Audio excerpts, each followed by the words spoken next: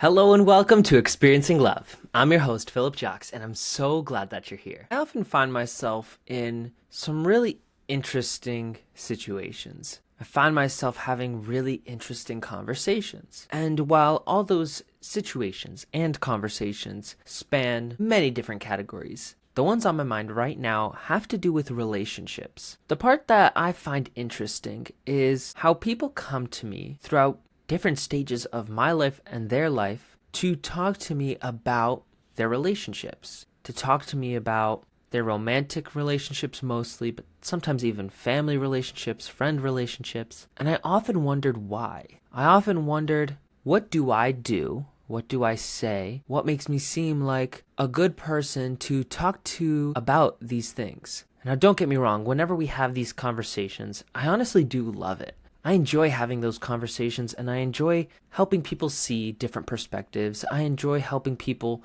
by just listening, being someone that they could just talk to. I enjoy helping people problem solve when they need that. But I still wonder what draws that out of people. Is it a sense of safety and vulnerability? Is it a sense of confidence, or like I know something? I guess it also confuses me because personally, I don't have that much relationship experience. I've only ever had one serious relationship, one long-term relationship. And apart from that, I've definitely had crushes here and there, and I've had people have crushes on me that I didn't really pursue, or honestly, I fumbled a lot of them. Point being, there's not much in terms of experience that I have. So it has to be something different. It has to be something that doesn't have to do with being there, having done that, you know? Months ago, I had this belief that I would become, I guess, a sort of relationships coach. And the thing that held me back was the fact that I didn't have much experience actually being in relationships, at least romantic ones. Of course, we're all always in relation with other people, but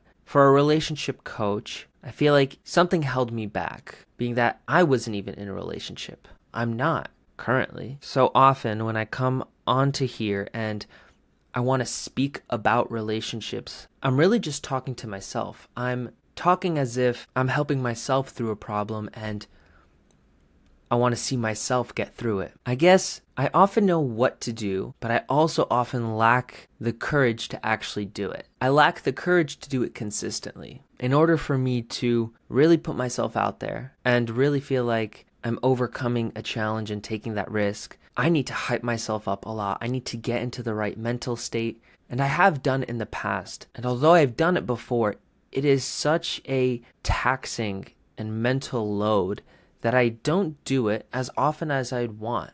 Kind of like with these videos, I chose the quantity approach, that some videos will be great, some videos won't, but I'm going to show up and post every single day. There is this part of me that wishes I would just do the same thing with relationships, in the sense that I would just keep talking to people, keep meeting people, keep talking to girls, keep meeting girls, until I've just talked to so many girls that it would be unreasonable not to at least find one person that I'm interested in that would be interested in me as well. And yet I don't do that. When it comes to relationships, instead of choosing the quantity approach, I've always leaned towards the quality approach, meaning I know how much it takes it out of me to put myself out there and then face rejection if that happens. So because of that, I make sure that the people that I'm talking to, that I'm meeting, that I'm putting myself out there for, are of high quality. And I say all of this with the caveat that this is everything that I've done so far in the past, and it hasn't worked.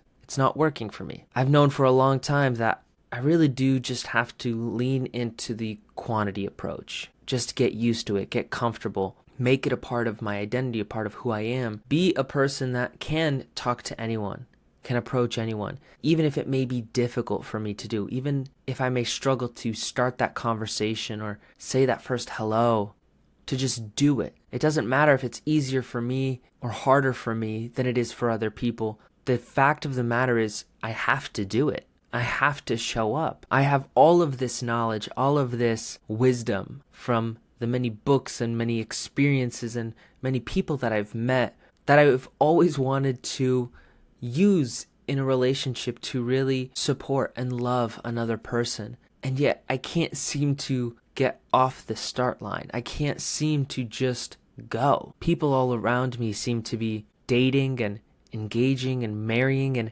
having kids. It's an interesting time being at this age, about 23, where many of my friends are getting engaged and married and some are having kids, and at the same time, many of them are still single, not even looking for a relationship, for marriage, for kids. And so I have many people on both sides, all throughout that spectrum. And what I really look at is, what do I want?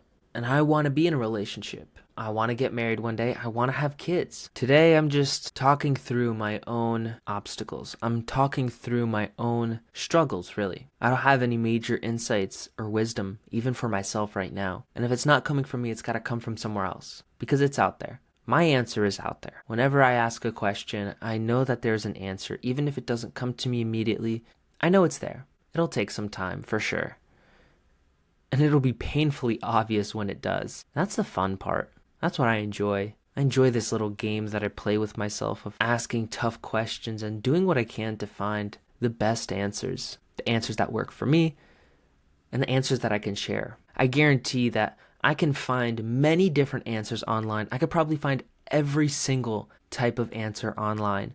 The one that advocates for being extravagant, the one that advocates for being strong, for being courageous, for being resourceful, the one that advocates for playing it small and being scared. It's all out there. And every single one of those ways has a different way of measuring success, right? Some is personal fulfillment, some is successful relationships, some is body count. Whatever it is that someone's looking for, they're going to measure from that standard. So it's much more nuanced to say, what's the right answer? Like, what's the right answer for me? Well, that depends on what the outcome is that I'm looking for. I've read the books, I've watched the videos of people sharing about how they've slept with many, many girls. And I guarantee you that the tools and the tricks and the exercises that those people use work for that purpose. Work for that purpose for the type of girl that's looking for something like that. And yet, I also know that's not me. And so I know those tools aren't for me. So I need to look at what's the outcome that I want to achieve and who has that outcome.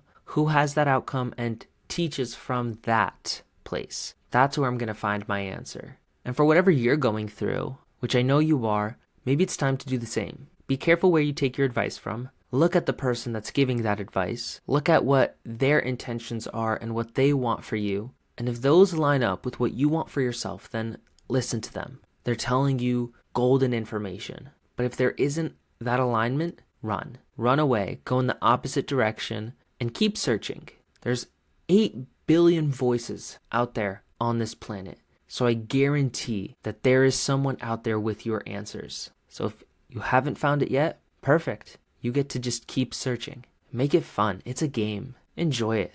Because one day you'll have the answer and you'll miss the chase. So good luck on your search. Good luck finding what you're looking for. I'm sure I'll update you whenever I find what I'm looking for. All of it's still a bit cloudy for right now, and that's fun. Thank you so much for being here. Thank you so much for listening. I hope you have an exciting time, really. While you do that, just remember to always fill up with the love. And I look forward to seeing you in the next one. I love you.